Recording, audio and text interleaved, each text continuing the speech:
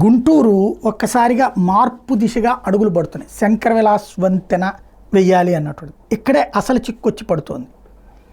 సాధారణంగా ఆల్టర్నేటివ్ ఏర్పాటు చేసి ఇప్పుడు అదేంటి రైల్వే లైన్ పైన వేసినటువంటిది దాదాపుగా 50-60 ఏళ్ళు అయిపోయినటువంటి వంతెనది. వంతెన చిన్నదైపోయింది, అది 40 అడుగులు ఏమో ఉంటుంది అంతే. అలాంటి వంతెనకి ఆల్టర్నేటివ్ వంతెన కట్టాలనుకోవడంలో తప్పలేదు, అవసరం కూడా.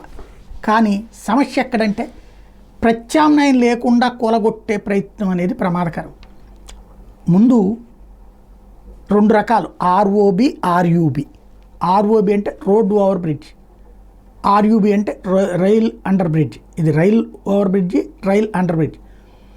రైల్వే లైన్ కింద నుంచి ఒక లైన్ వేసి అప్పుడు తర్వాత వంతెన కట్టుకుంటే ఇమ్మీడియట్ ప్రాబ్లమే ఉండదు. లేదు అంటే అటు ఇటు కమ్యూనికేషన్ మొత్తం కట్ అయిపోతుంది. జనాలు ఎటు వెళ్ళాలి? ఇటు పక్కన చూస్తే గుంటూరు నుంచి బయటికి వెళ్ళేటటువంటి రూటు గోరంట్ల నుంచి ఆ ఇన్నర్ రింగ్ రోడ్డు మీదుగా బయటికి వెళ్ళాలి. అక్కడ గేట్ ఉంటుంది. ఇప్పుడు ఇక్కడ గేట్లు అయిపోతాయి. తర్వాత మూడో వైపున నడుస్తున్నది. ఇక్కడ అసలు సమస్య ఎక్కడ వచ్చిందంటే ఒకప్పుడు పాత గుంటూరు దగ్గర వంతెన్ని కూల్చారు ఇట్లాగే కడతామని, అది మధ్యలో ఆపేశారు. ఈ రోజు వరకు వంతెన కట్ట 10 ఏళ్ళు అయిపోయింది అది కూలగొట్టేసి.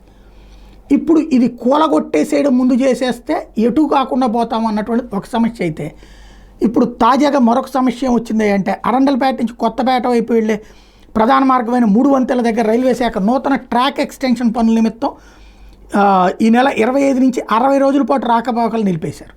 అదొక సమస్య. అది పూర్తయ్యేటప్పటికి ఇటు సమస్య. మెయిన్ ఆల్టర్నేటివ్ అడుగులు అన్నటువంటిది కరెక్ట్గా పడాల్సి ఉంది. ఆర్యూబీలు కట్టి ఆ తర్వాత ఆర్ఓబీలు కడితే ప్రాబ్లమే ఉండదు.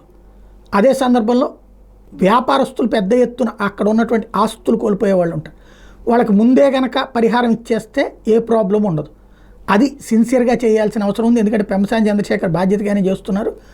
అదే సందర్భంలో రాష్ట్ర ప్రభుత్వం ఇద్దరు కూడబలుక్కుని పర్ఫెక్ట్గా ప్లాన్ చేయాల్సి ఉంది.